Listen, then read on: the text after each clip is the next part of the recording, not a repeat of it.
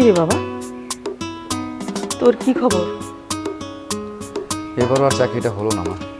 যেই জায়গায় যখনই ইন্টারভিউ দিতে গিয়েছি, যেই কোম্পানিতে ইন্টারভিউ দিয়েছি, সবাই একই কথা বলে। আমি ইন্টারভিউতে খুব ভালো ফলাফল আনি, কিন্তু যখনই আমার চাকরির জয়েন আসে, আমাকে জয়েন করতে হবে, তখনই ঘুষের টাকা চায়। নয়তো আমাকে জিজ্ঞেস করা হয় আমার কোনো লগ ইন আছে কিনা, মামা চাচা বা অন্য কিছু। কি করবো মা বলো?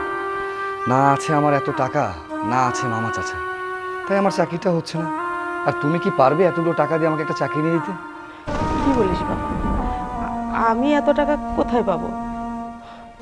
আমার কাছে তো কোনো টাকা নেই।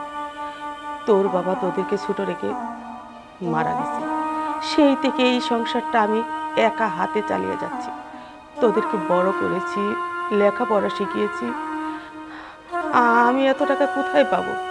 আমার কি মনে হয় জানিস, মাঝে মাঝে আমার খুব চিন্তা হয়, কেন যে তোদেরকে আমি এত লেখাপড়া করাতে গেলাম।